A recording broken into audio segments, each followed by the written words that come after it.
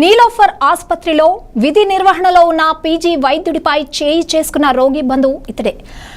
Respiratory intensive care unit లో ఉన్న రోగి బెడ్ పై కూర్చున్నాడు. ఐసీయూ నిబంధనల ప్రకారం రోగి దగ్గర ఎక్కువ మంది ఉండరాదని, ఇన్ఫెక్షన్ సోకే ప్రమాదం ఉందని చెప్పడమే ఆ వైద్యుడు చేసిన తప్పైంది. ఆ రోగి బంధువు ఆ వైద్యుడిపై భౌతిక దాడికి పాల్పడ్డాడు. అసలు ఈ నిందితుడిని ఐసీయూలోకి ఎవరు అనుమతించారు?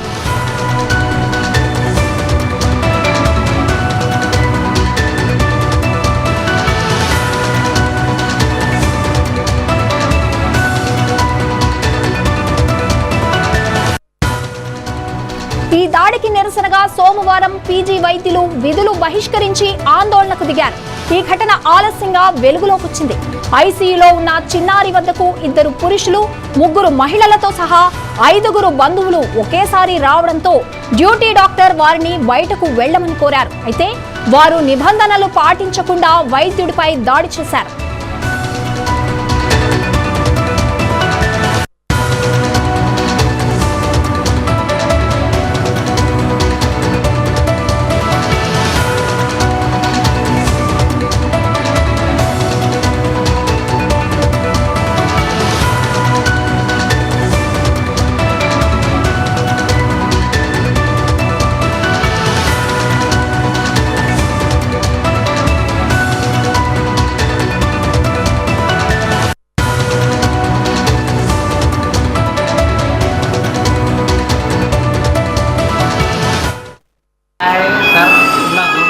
कर रहे थे, लेकिन मैं कूलर है ना सर, फोन करे वो आइडिया नहीं, लेकिन भी ये मालूम है सर, बोले उन लोग को बाहर तो लोग ज़्यादा रहते ना, वो बच्चे की टेंशन में वो लोग ज़्यादा है, लेकिन सर बोले उनकी तरफ से इन्फेक्शन आता है, जाओ बाहर जाओ तो बच्चे उन्हें मारे, वो दोनों मैच कर लिए थे।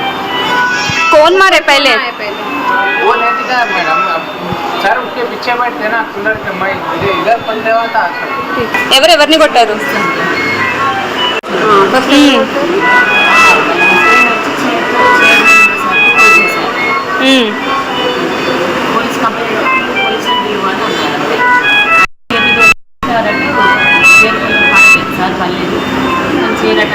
నూకిందా సార్ని? చైర్లో కూర్చున్నారు సార్. सर ना दोनों डिस्कस कर रहे थे, लेकिन मैं कूलर है ना सर। నమస్కారం అందరికీ. నేను Osmania junior doctor association president doctor Chandrakanth Reddy Narahari and Telangana junior doctor association general secretary.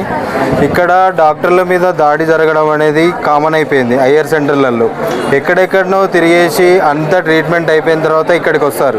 ఇక్కడికి వచ్చిన తర్వాత మేము ట్రీట్మెంట్ చేస్తున్నా కొద్దీ వాళ్ళు ఇరిటేట్ అయిపోయి డైరెక్ట్ డాక్టర్ల మీద అటాక్ చేయడం అనేది, వాళ్ళు గ్రిఫ్లో చేస్తున్నారా, బాధలో చేస్తున్నారా, ఇంకా దేనివల్ల ఏదైనా ఇన్ఫ్లుయెన్స్ వల్ల చేస్తున్నారా, అది వేరే రీజన్స్. కాకపోతే డైరెక్ట్ ట్రీట్మెంట్ చేసే డాక్టర్ మీద దాడి జరగడం అనేది తీవ్రమైన అంశం.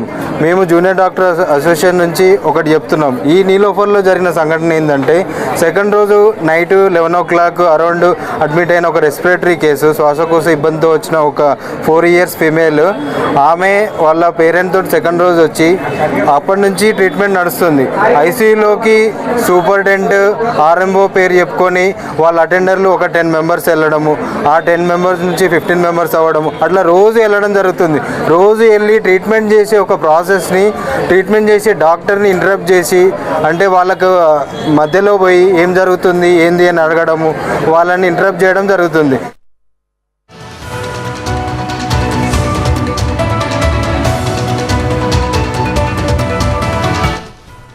తెలంగాణలో వైద్యులపై దాడులను అరికట్టేందుకు కఠినమైన ప్రత్యేక చట్టం తీసుకురావాలని ఎప్పటి నుండో డిమాండ్లు వినిపిస్తున్నాయి. ఇటీవల న్యాయవాదుల రక్షణ కోసం ప్రభుత్వం ప్రత్యేక చట్టాన్ని అమలులోకి తెచ్చిన విషయాన్ని వైద్యులు గుర్తు చేస్తున్నారు. ప్రాణాలు కాపాడే తమకు మాత్రం ఎందుకు రక్షణ కల్పించడం లేదని వారు ప్రశ్నిస్తున్నారు. ఈ ఘటనపై నీలోఫర్ ఆసుపత్రి యాజమాన్యం నారాయణగూడ పోలీసులకు ఫిర్యాదు చేసినట్లు తెలిపింది.